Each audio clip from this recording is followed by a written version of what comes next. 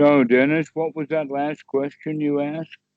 I was saying like in seclusion, like this whole seclusion thing. I mean, like, uh, it's funny because in my house, people still doing stuff. There's a lot of activity, uh, but like to me, seclusion is completely free, if that's correct. Like completely free from distraction, for at least a little bit.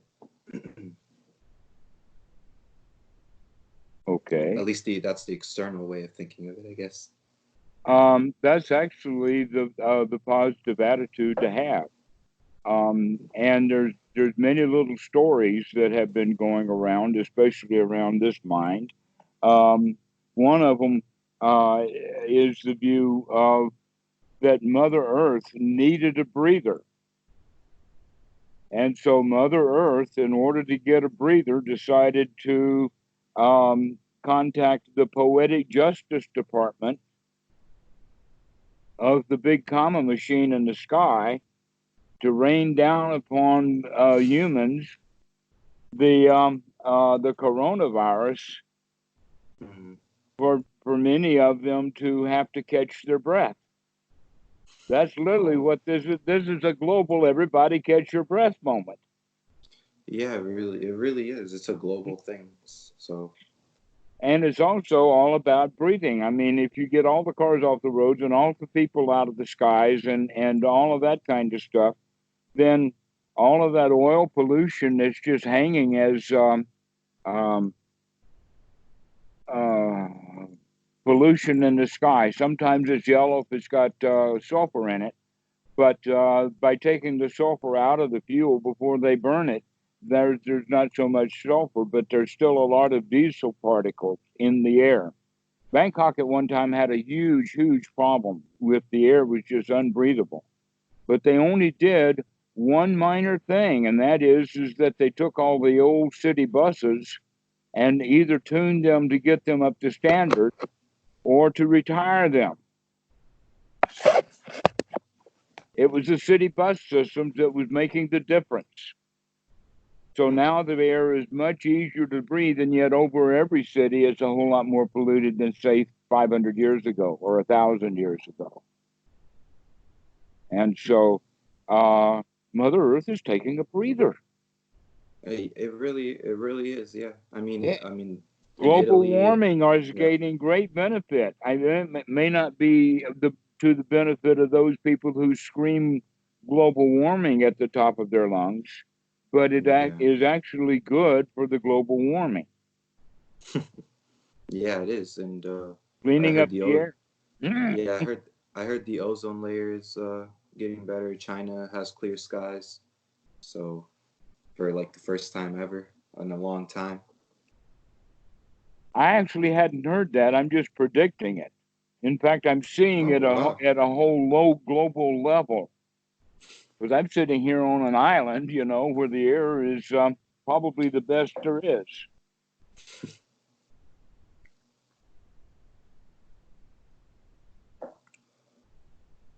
Yeah, I think island life, especially since there's no industries at all on this island. Oh, wow. Where's that? Is it a Pardon? secret? Is it a secret? Where is it? This is Kopangan. It is one of the outer islands. The other outer island would be Koh Tao, and that it's known for snorkeling. And so they Oh, have wow. a thriving uh, scuba Hmm. uh, tourism system there. Uh, but a lot of people like that island also simply because it's just so gorgeous. Well, this island also has that this really is an island paradise. The first time I was here was in 1984, and I can understand how drastically hardworking the Thais have been to pave this parking lot or pave this paradise and turn it into a parking lot of tourism. And they have failed royally at that. This place is still a paradise, even though so many dirt trails have been turned into concrete, Okay. and that we have beautiful breezes. So this is a very, very nice place.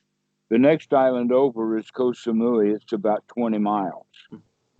But to the mainland of Thailand is 3 hour ride by ferry, 3 hour ferry ride. So it's at least 100 kilometers or more. I haven't measured it that way. So, and that at that point, this is still the very thin part of the isthmus.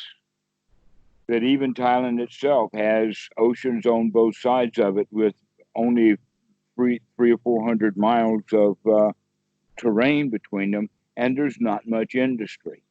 In fact, I think the only industry there is in South Thailand, other than, let us say, working with rubber tree plants and things like that to produce that stuff, very small stuff. The only large industry in the entire south of Thailand is a coal-fired power plant.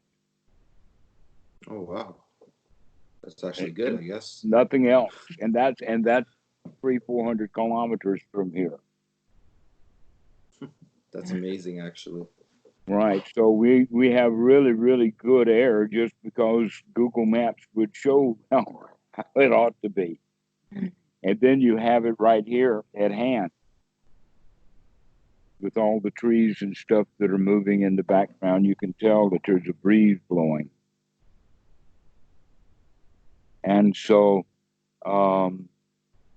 this is a nice place to park. Also very cheap living. Yeah, I don't know what that means. Cheap. Okay. It means that I give Tam about $600 a month. Oh, okay. And she runs the show. She also has her own job and other things going. She's turning into quite the matriarch for her family. And so she's gathering a whole lot of family power around her. But basically, for my living and the support of quite a number of people, in fact, is $600 a month. That's my contribution. Okay.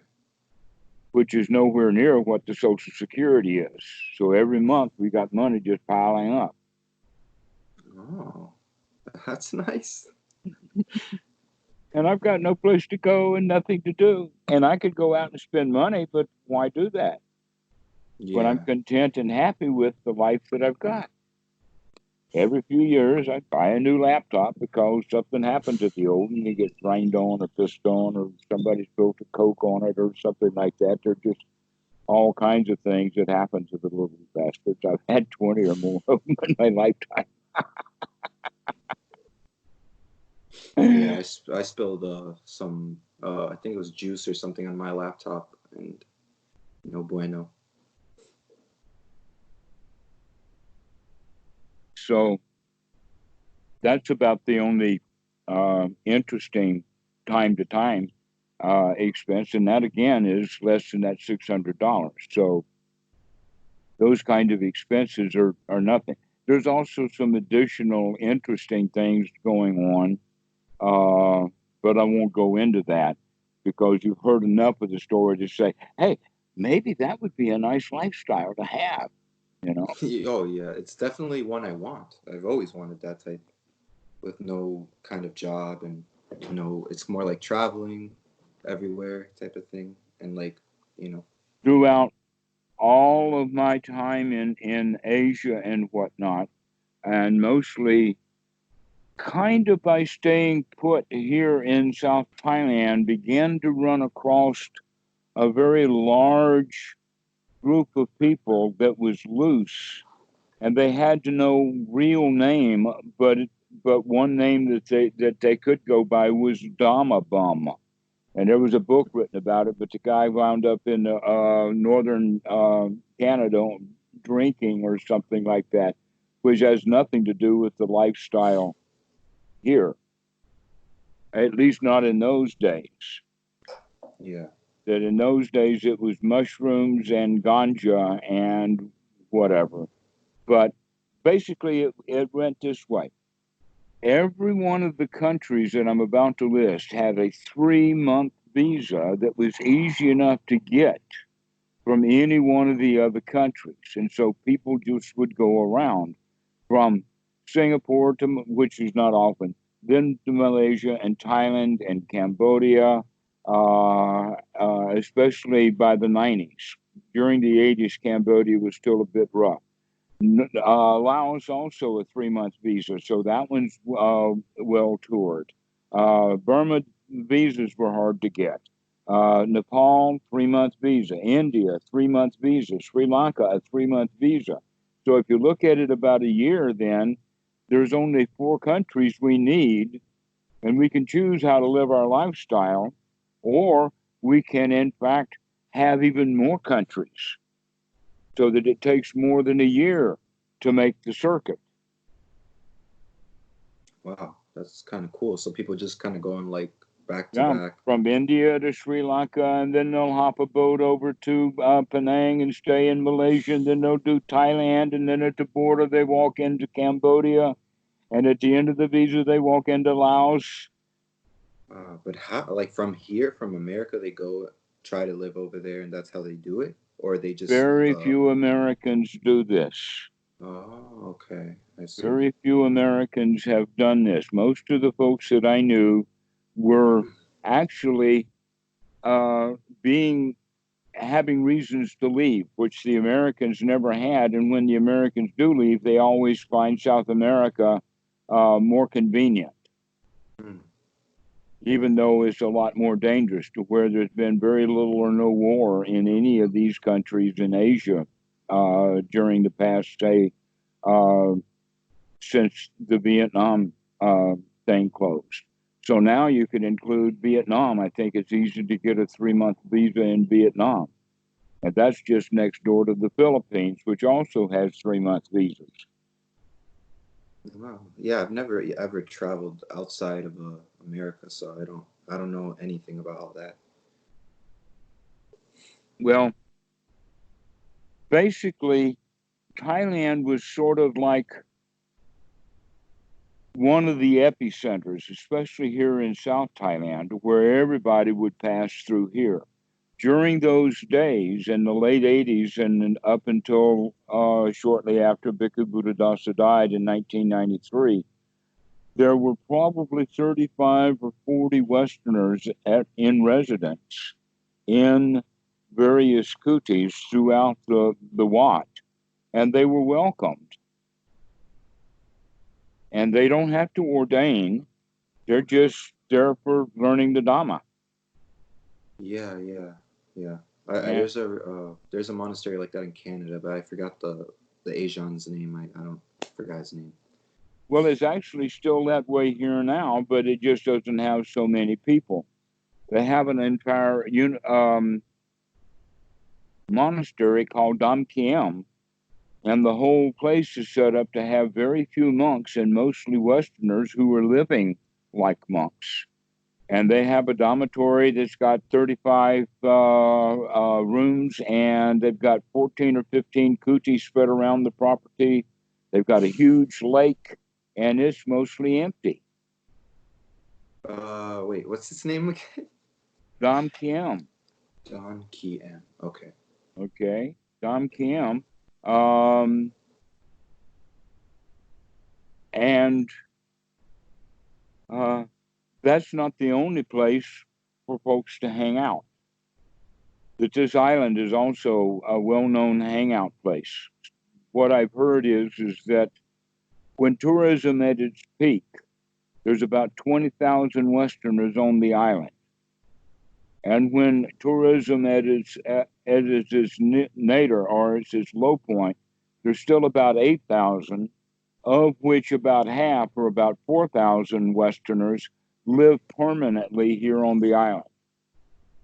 Wow, that's actually incredible. That's cool. I did not know that. So it's kind of mind blowing because I don't know anything. Yeah. Some of them own houses, or let us say that they have made arrangements to build houses on property of of Thai people. That's one of the things that I really am impressed still about Thailand is that they do not allow majority-owned foreign uh, corporations. Corporations and land cannot be owned by a Westerner or a Chinaman or anything like that. They have to be Thai. Good karma in Thailand. Mm-hmm. There's ways around it, but they have to find ways around it because it's well enforced. It's not a lax law or something you can pay a fine or something. That it's quite difficult to work through the legal systems. One of the points is that a Perong can own a condominium, like a floor or maybe even two floors in a high-rise condominium building. But he can't own the whole building. He cannot own the land that the building is on. Well, and who owns the land? More than likely, a Thai corporation. Okay. Okay. But okay, I see. That may have investors who are Western, Yeah. but the corporation is controlled by the Thai. Yeah, yeah, I see. It makes sense. Yeah. So in those things now, the government has no effect upon me. The only issue that I've got with the government is twofold. One is that they provide enormously inexpensive medical care, and two, I have to jump through their hoops about visas. Yeah, yeah. And there's no visa office on this island. There's no immigration service here, so we have to actually get on a boat and spend the whole day over on Koh Samui, which we turn into a party. Yeah, that sounds actually really cool. Like the whole simple, like it's so simple to do that, and not a lot of people know about it. Now everybody on your channel is about to live in your in your island. Oh, this is not the first conversation I've had Yeah. on the internet, and no one has shown up at my door. So that's What? also an open invitation. Yeah. I mean, I definitely because I mean, I've always wanted to travel to India and Thailand, um, for my own reasons, like to look at monasteries and things like that, to stay in. Um, but you're kind of living like a monk without being in a monastery, which is kind of cool. But which Well, I is I don't learned know. how in the monastery. Yeah, yeah, yeah. I was gonna say because you live with Buddhadasa, so let's see. Yeah, but that's because I was looking at tickets literally last week to go to Thailand because there's so many monasteries there, and but of course because of this COVID-19 thing, I can't just leave. Uh, but um, yeah, so it's really inexpensive to buy a ticket there too. Well, that would mean that you would probably get on one of the websites, Travelology or Yeah. Priceline or whatever like that, and start searching for um, flights with dates off into the future so that you can begin to see how the airlines are running their own curve so that when it drops, it's going to drop really hard. Yeah. What do you mean by drop? Drop what? The price. They're going to Oh have yeah, to the drop the prices. prices because they won't. As soon as they predict that the coronavirus is over, and Yeah. so the time to buy cheap tickets off into the future is now. Okay, perfect. Start looking for really cheap tickets because they want to get back into business, I'm sure, and so they'll be doing a whole lot of hawking. Yeah, yeah, for sure. Because I saw the tickets were like 400, 600, which is relatively cheap Well, because I live in Florida. 600. From where are you? From Central Florida. Florida, right? That's right, Yeah, right. yeah. Okay. Um, you would probably either fly from southern Florida to someplace in Europe and then come from Europe into Bangkok.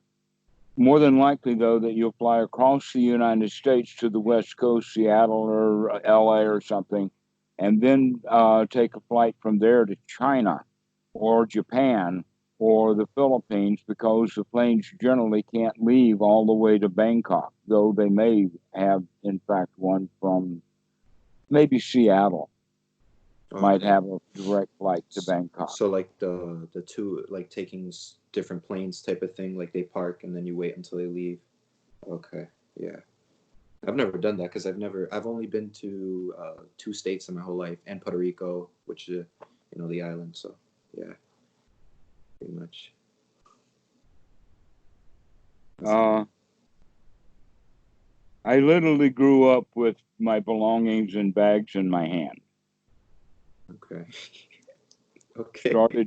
Started when I was 8. We first moved from Oklahoma to Rock Hill, and within 6 months we'd moved to Charlotte, at North Carolina. After we moved there, we moved back close to Fort Mill, which is Rock Hill. Excuse me, first to Rock Hill, then to Fort Mill. By the time I was in the 6th grade, then we moved to Cheraw, then we moved to Abbeville, and then we moved to Dillon, and that's where I finished high school.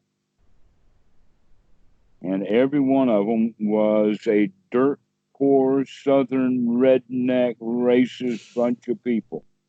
Oh man. And so I got my fill of it. That was all during the 1960s, or excuse me, 1950s, mostly in the 50s. So that's what I did as a child. So naturally, I've been kind of on the move since then, covering all but a few states. I don't think that I've been to Idaho or Washington, but I've been into Oregon and up to Maine and all over the place. Spent 4 years in Texas, 4 years in Michigan. Yeah. When I was a monk in the United States in North Carolina for about 8 years, I traveled with monks and we went all over the place, staying at various monasteries, quite often in Denver. Also, uh, of all places, Abilene, Texas, down to Dallas and Houston. Been in New Orleans with Watts there. Uh, so there's Asian Watts all over the United States. Hmm. Yeah. And so I would part of that traveling crowd. In Atlanta, there's 3 or 4 Watts that I've been to, but one of them I don't remember whether it was a Cambodian or a Laotian Watt. Um. Did you ever you know who Ajahn Chah is? Pardon? Ajahn Chah. Ajahn Chah? Yeah. Hmm. Yes, I met him at Wat Suan Mok. How is that? Because I always wonder because he's such a that's where I have so many books of him and things like that. And that must have been kind of cool because everybody he's like such a superstar. Ajahn Chah was a student of my teacher. Wow, really? And so I was on kind of, at least at that level, on the same mindset that I was at the level that he was. I felt really well loved. I I know. I heard so many in a things. way, it was almost like I felt captured Yeah, as opposed to captivated. that's so That cool. I've heard Ajahn so many Poe things. picked me up and he would not set me down. And I feel really, really, um, uh, how to say it, grateful for him to have that much caring for me. Yeah, yeah. Because I remember seeing a documentary of Ajahn Chah's monastery, and it was so weird because it's like his smile, it was like stuck. It wouldn't go down no matter how much he would talk. It was just like a smile. It was just funny to me. But yeah.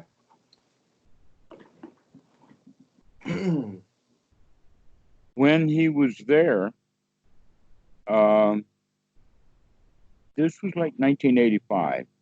He was also there with Achan Samedo. Yep. But at that time, Achan Samedo, I don't think was quite yet an Achan. By that time, he was still a monk of about 8 or 9 years or something like that. So I just knew him as Sumedho. But after that time, they built the Wat at Amaravati, where he became the first abbot. So by then he had been abbot or had been a monk for 20 years. And that's when stayed I stayed there also. So another point to show the connection that there is at least one, but probably more than one video where Achan Cha brings all of the monks from Wat Papong and Wat Nanachat down to Wat Soan Mok so that Bhikkhu Buddhadasa can address his students. Wow. Okay. And that Bhikkhu Buddhadasa and Achan Cha were kind of in on it together as to how Achan Cha was going to set up and run Wat Pananachat. And so, in fact, all of the senior monks were in on how are we going to handle these Westerners? How are we going to handle the Buddha? But before that was set up, that's when I was already a monk at Wat Soan Mok. Okay. Okay, so I did not get then into that group. When I met Achan Cha, I was already a monk. When I met Achan, I call him Achan Sumedho because we have for so many years. But when I met Sumedho at that time, he and I were both already monks. And so in that sense of brotherhood, so I felt really good with the friendship that I had with them on a more of an individual level, because the whole time that they were there, they were not with Bhikkhu Buddhadasa, but that when they were not around there, Achan Po had, let us say, the management of these monks coming from another temple, and so that's where he brought me in. That's part of, I was on Achan Po's leash, and so Achan Po and Achan Cha are there with their new pet monkeys. And Achan Cha has Sumedho on a leash, and Achan Po has me on a leash, and we're all students of Bhikkhu Buddhadasa.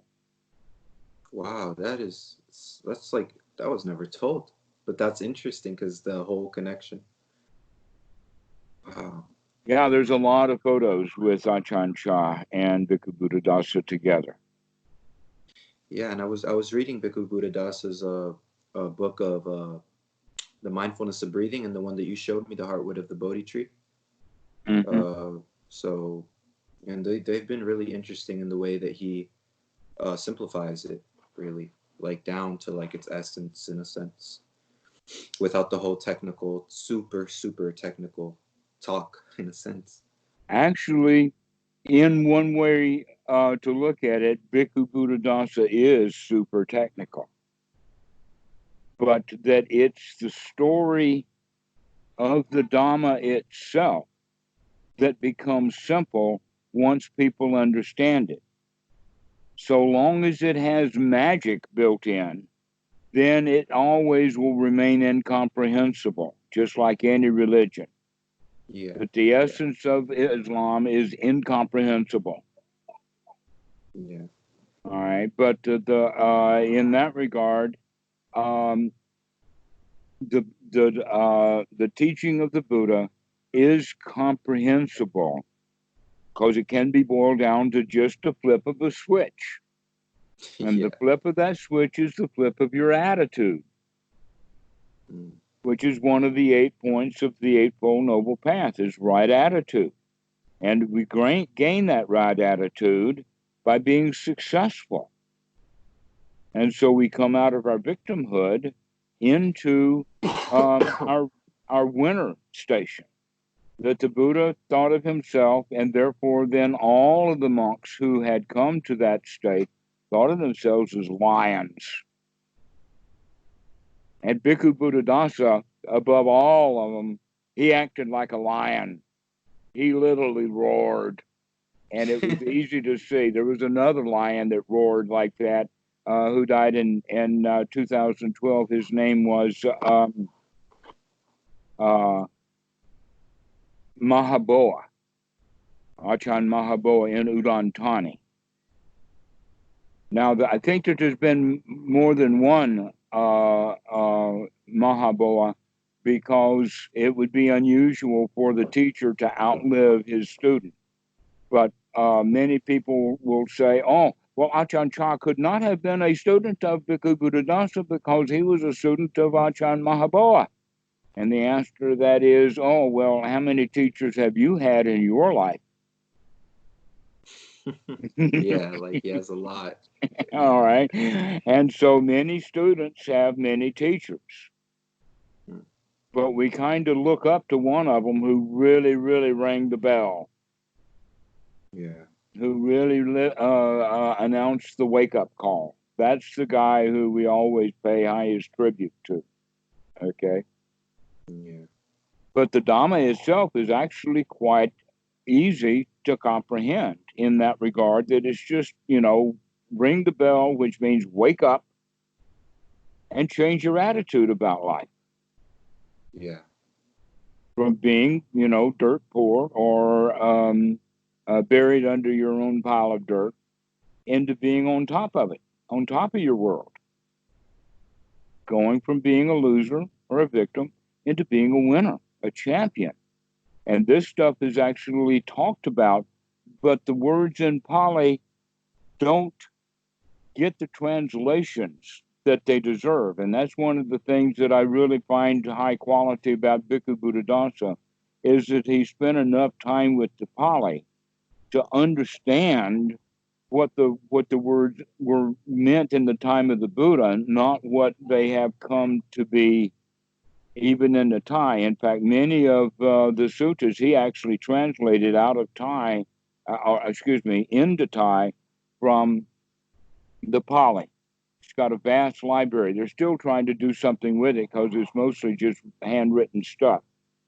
So there's a huge group of people involved with librarian stuff just to library all of the things that he did. Now, if he'd have had a laptop, that meant that he only needed one librarian because there it is on the laptop. But he didn't have one, so he had paper just all over the place. And they've also been recording his talks for many years. He generally gave a talk on the night of the Patimokkha, the time when the monks normally sit up all night. And he would start about 2 a.m., and he would finish the talk around sunrise. Okay.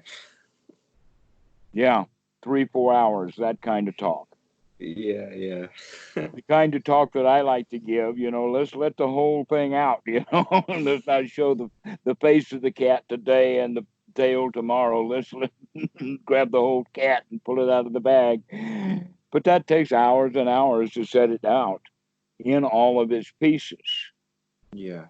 And it's also, in a way, it's almost like a freight train that's 100 cars long, and we have to take an inventory. And after we get the inventory, we figure out, oh yeah, we've got that much steel and we've got that much coal, and we can just boil it down to this is what we've got here and move along, train. And so it has a lot to do with investigation. That if we're going to figure this stuff out, we got to really see it for ourselves. And so this is what the Dhamma really is all about, is giving you a framework or a map so that you can figure out how your own mind works. That's basically what we're doing here. Once you figure out how the mind works, you can tweak it easily here and there and make it into a first-class performing machine,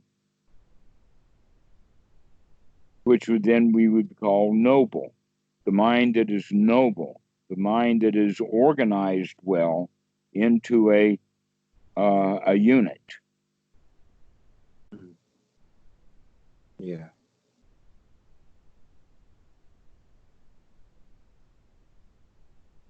Oh. Hello. Hello.